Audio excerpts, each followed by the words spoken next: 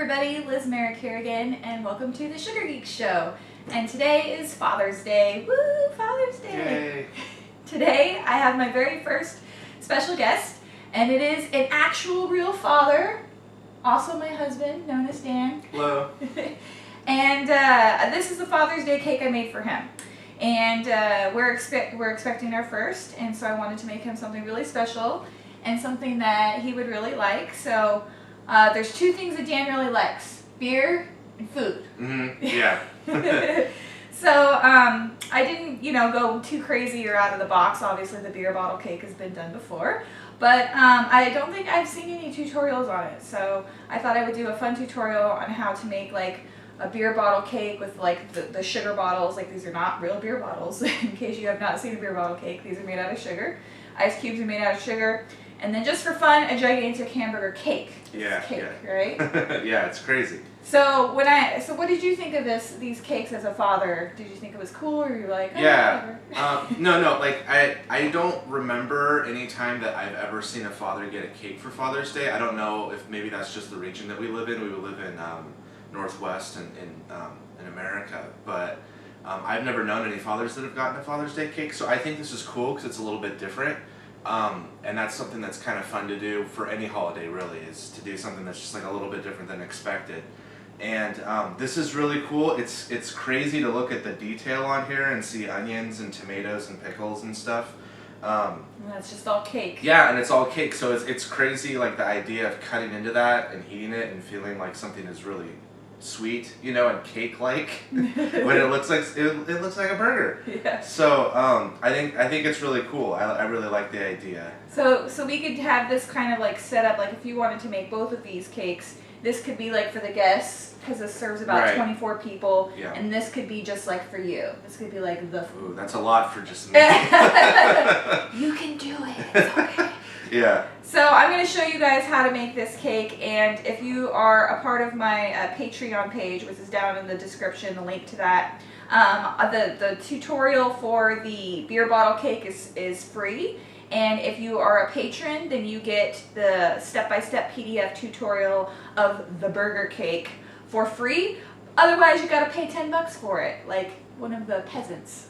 Yes. So I hope you guys enjoy this tutorial. And we got like so much to do, and it's going to be really, really fun, so let's get started. All right. Woo! Alright, let's go ahead and get started with making this cake here. And I start with my my cake that is chilled in the refrigerator so that it's nice and firm for cutting. And I tort them on top of my turntable, but you could pre-tort them if you want to.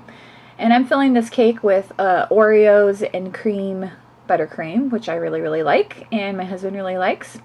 And that is actually just like Edna De La Cruz's American buttercream recipe mixed with crumbled up Oreo cookies, and it just tastes like exactly like a milkshake, and I think it's delicious. And this is a marble cake, so it's just like my chocolate cake and my vanilla cake recipe marbled together, and that recipe is available on my website under the recipes. Imagine that. So we're just continuing to stack, tort, and fill with our buttercream. And I'm just using a regular Ginsu knife to tort my cakes. That's what I prefer. I really like how it handles, but you could tort with whatever you want to.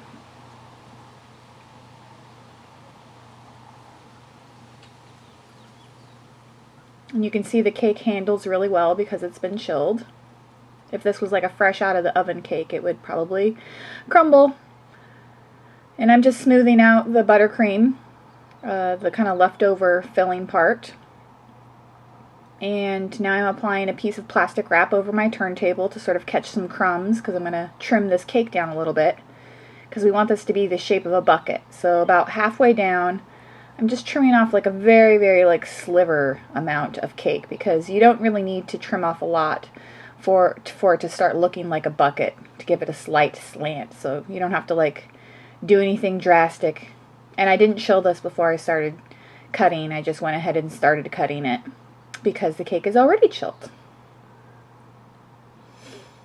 So the plastic wrap kind of catches all of our cake scraps and stuff.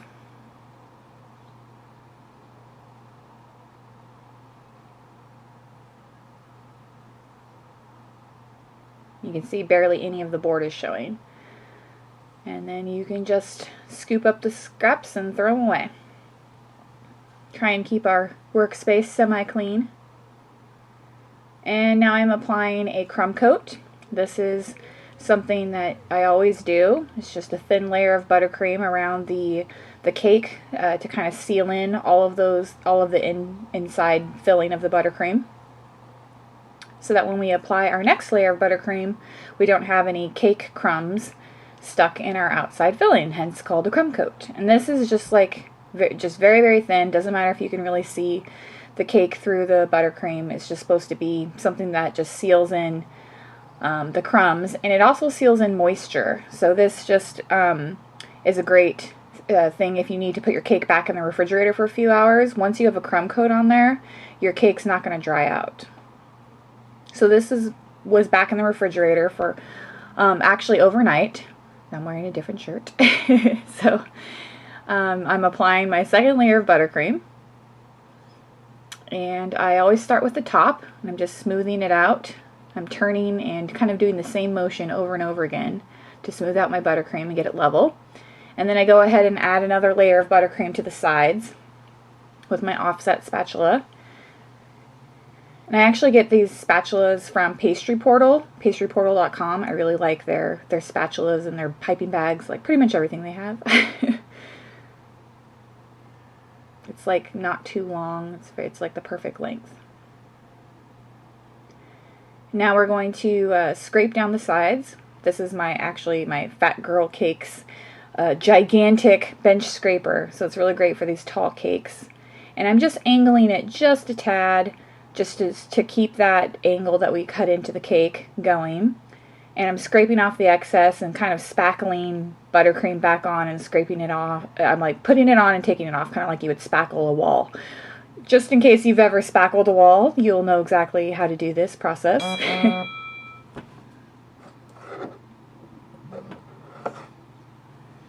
And we're just smoothing out the lumps and bumps, and you're done. So now we're going to make some ice cubes out of some melted ice malt. This is just clear ice malt that I get from Simi Cakes on, it's like Simi Cakes Ice Malt. I don't remember the exact website, but it's in the links in the description. It's a pre-made ice malt that's super easy, super duper easy to use. You just melt it down in a pot or in the microwave, and I am pouring these into a brownie silicone mat. So it's safe for heating up to, 400 degrees or something like that. So it's just fine for using ice malt and makes these great cubes. And then the extra ice malt I'm pouring onto a silicone mat to use as sort of filler ice, crushed ice, for later. I'm going to let that cool. To make the sugar bottles, I'm going to use this mold made of silicone, and we're going to pour some ice malt down into that. And the link to where you can buy this particular mold is in the description as well. So the first thing we need to do is, secure the mold together with some rubber bands, and I'm going to use some masking tape to make sure that the seal is nice and tight, because the first time I did this, the isomalt spilled out the sides, so that was not so great. That's not really what we're going for. So I'm going to seal kind of the whole mold together with my masking tape and some more rubber bands. And again, I got this ice malt from Simi Cakes, and she gave me this perfect brown ice malt, so I didn't have to color it or do anything special to it. I just melted it down in my pot, and that was it. So it was easy peasy. So we got our melted ice malt, and I'm just going to pour directly into the hole. And I melted down about probably like 2 cups, so enough to basically fill this cavity. Be really careful, obviously, you don't want to burn yourself. This is like 300-degree ice malt. So you see the cavity is all full. And then I'm going to just pour the excess out back into the pot until it stops dripping, basically. And I'm going to, instead of just holding this over the pot forever, I'm going to just place this on top of the silicone mat here to finish dripping until it's cool. It takes probably, I don't know, like 30 minutes or so for it to cool. but I just do other stuff while it's setting up, like removing our cool ice cubes that we made. So after you remove them from the silicone mat, I'm going to actually shoot these with some heat from a creme brulee torch. They're not expensive, they're like 20 bucks or something. And these are great for kind of clearing up the surface of the isomalt. So I'm just going to get a little heat on the top of these, and it just basically melts all the bubbles off the surface. So instead of them being these cloudy ice cubes, now they're like super clear. Cool, huh? I actually learned this trick from the amazing sugar artist Ewald Notter. I saw him do this on a, I think it was like a orb, and it was just like, oh my gosh, amazing. So this is our excess isomalt that we poured onto our silicone mat, and it's all firmed up, and I'm just cracking it into some pieces. And this is going to be basically our filler ice. And you can reuse this isomalt, so if you didn't use it all for this project, you can put it into a bag and just remelt it and keep reusing it. It's pretty amazing stuff.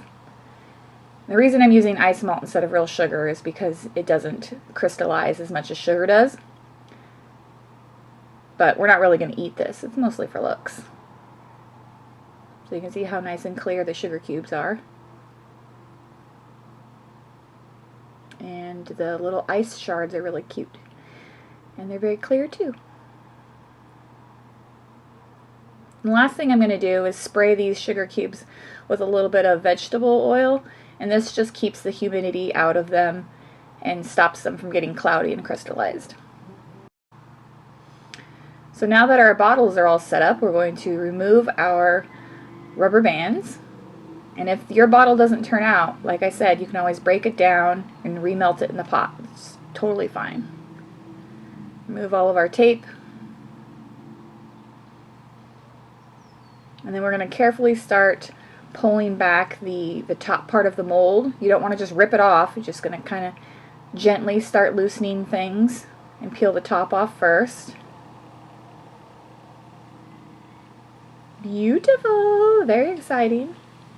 And we're going to start loosening the sides and do the same thing with the bottom piece. And then we're going to make 3 of these. So I just kind of have my sugar, my melted isomalt inside the oven in that pot at 300 degrees so that by the time my mold is set up and ready, I've got my isomalt already melted down, still hot, ready to pour into the mold again. And then I just put the pot back into the oven at 300 degrees. Make sure you use a glove to pick up the pot so you don't burn your hand, and keeps things kind of efficient. And then of course spraying the bottle with the vegetable oil keeps it from getting cloudy and makes it nice and shiny and beautiful. See how easy that was? It was so amazing. I was kind of amazed the first time I did this. I was like, wow, that was way easier than I was expecting it to be. And it's got that little nub on the bottom, and that's totally fine.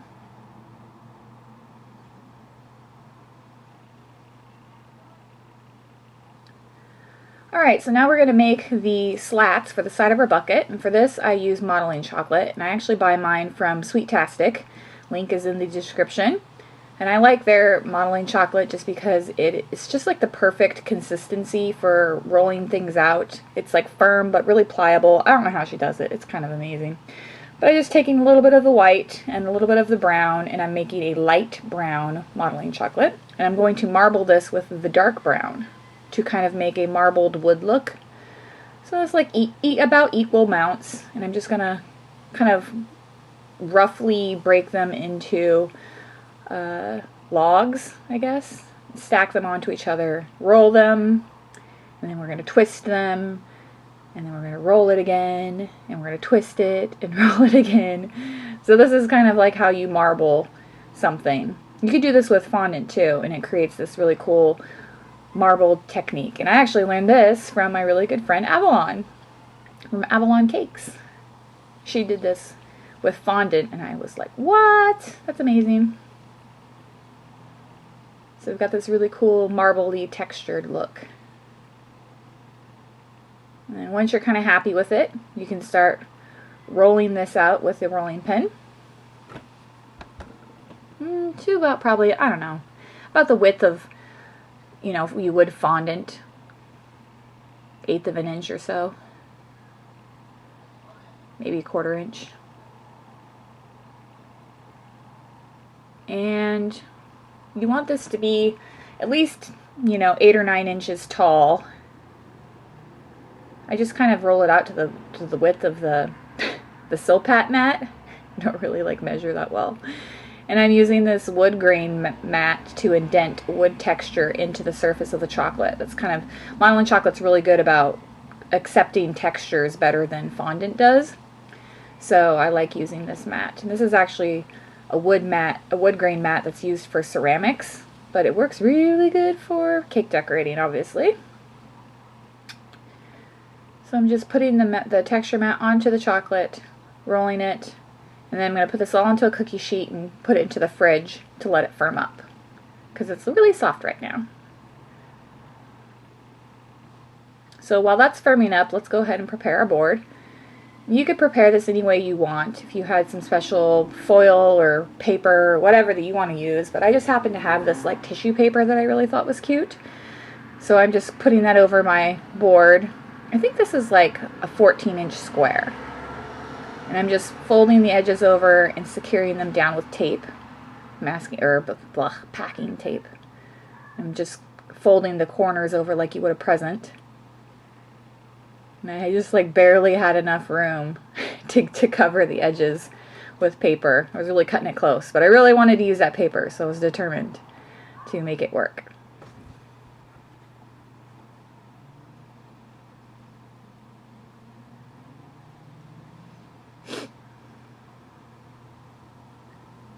Go ahead and finish covering everything. And I should have told you to plug your glue gun in, because we got to glue on some foam feet as well. I always put foam feet on the bottom of my boards so that when you go to pick the board up, it's easy to get your fingers underneath. And if you ever do a competition cake, they actually mark you down if you don't have your board raised up off the ground, which is kind of interesting. This is just poster board form, foam. And so now our cake is our chilled cake. We're going to cover that in a layer of fondant, and this is just my LMF fondant, my own recipe that I use all the time, dyed brown. Just in case you're wondering about the new Wilton, I used 2 tablespoons of water instead of 3, and when I'm adding a lot of food coloring, I actually only do 1 tablespoon of water and then food coloring so that it's just not too soft, because the new Wilton is very soft. Make sure you have no powdered sugar lumps in there. Gotta sift that powdered sugar, man. So just roll this out nice and thin. LMF works better thin. Roll it onto your rolling pin, and we're going to go ahead and drape this over our prepped and iced cake. I was sticking to the table a little bit. That's no big deal.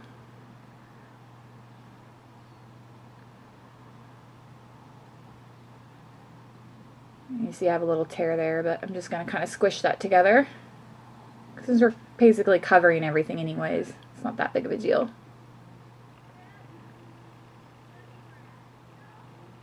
Smooth out the top and get all the air bubbles out first, and then start smoothing down your edge first of all so nothing tears, and begin pressing out your folds.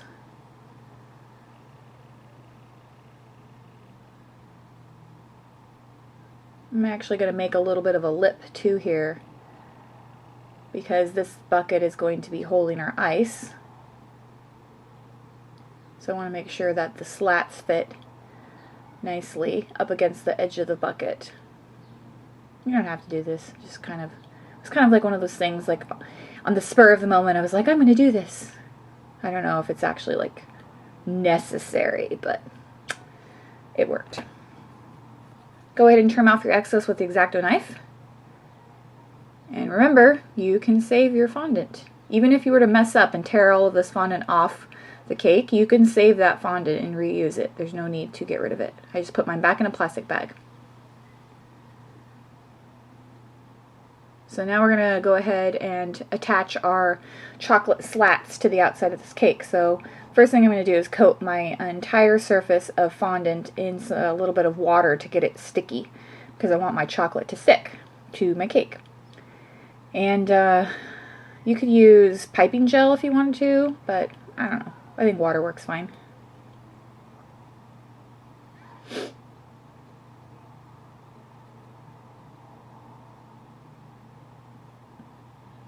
To cut out your slats, you need to make sure that it's going to be taller than your cake. So I think mine was like 6 inches tall. I made my slats 6 inches tall, so about an inch taller than however tall your cake is.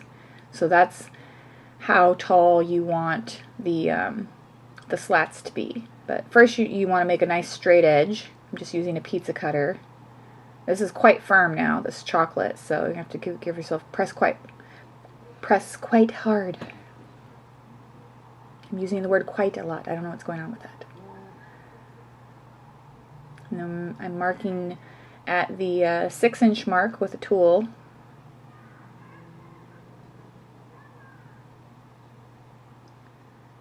So that I can get my height correct. And then I'm going to cut off the excess.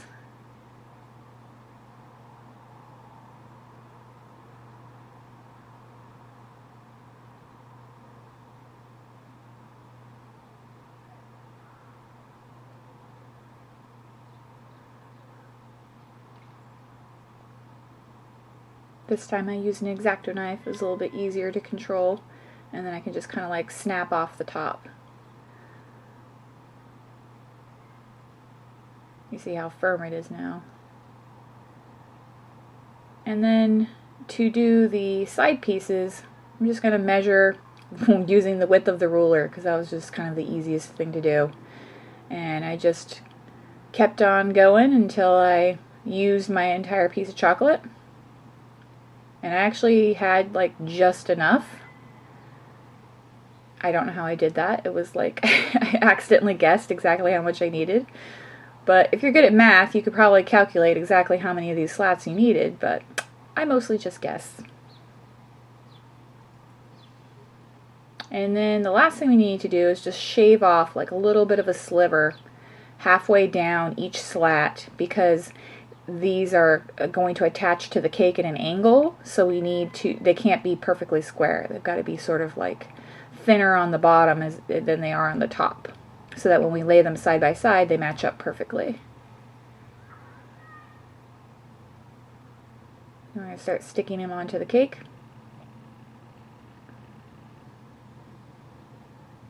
And they should just stick pretty much by themselves.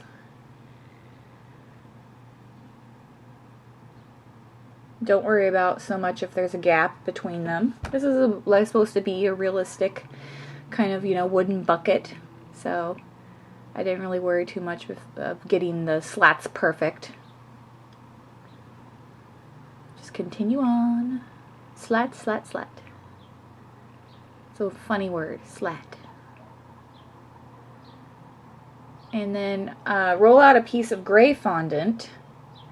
Long, skinny piece of gray fondant, probably about, 30 inches long or so. And I use my Wilton ribbon cutter to cut about an inch thick wide piece of fondant. And this is just going to wrap around the slats, and it's going to look like a piece of metal. Realism. Trim down one edge. And we're just going to roll this up into what I always think of as like fruit by the foot roll. Roll that. If you're really young, you probably don't get that, but if you're older than 25, you know what that means.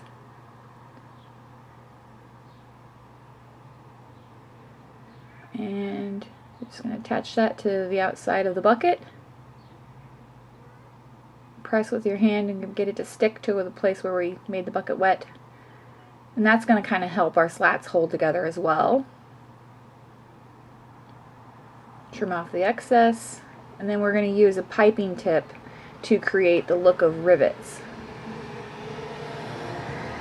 And I just put 1 dot per slat. That just made sense to me. And now it's time to assemble. Assemble! Put some of our broken isomalt in the bottom.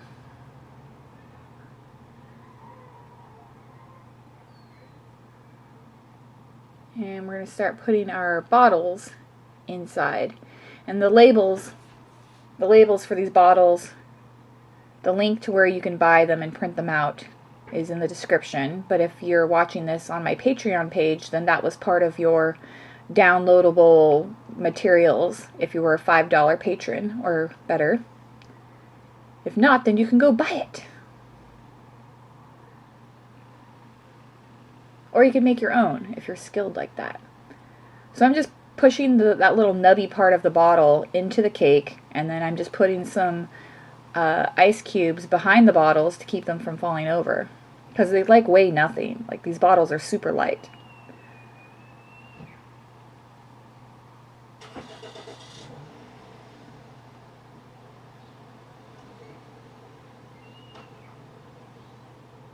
Just kind of arrange them however you think looks good.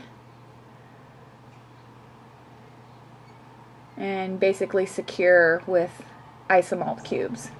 And the last thing I'm going to do is just paint the very top of the bottles with a little bit of silver luster dust mixed with vodka. Just kind of makes them look a little bit more realistic.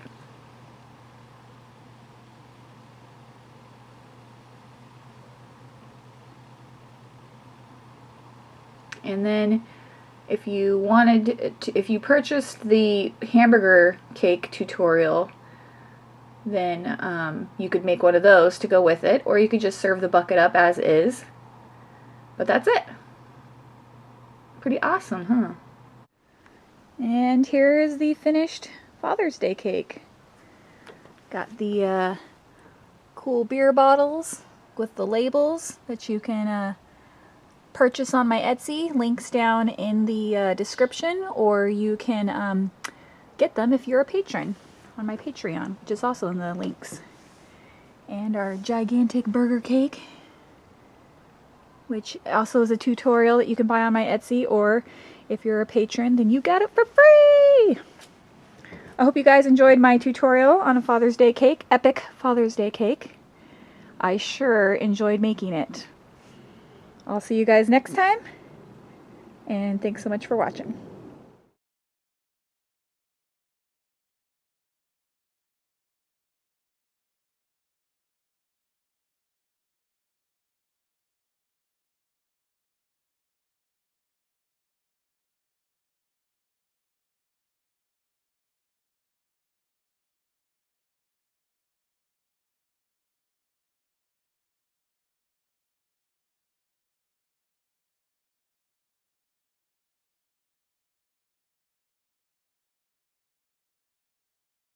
Are you gonna eat that bottle, honey? I'm gonna try to. I don't know what's gonna happen. It's made of sugar, so... Alright.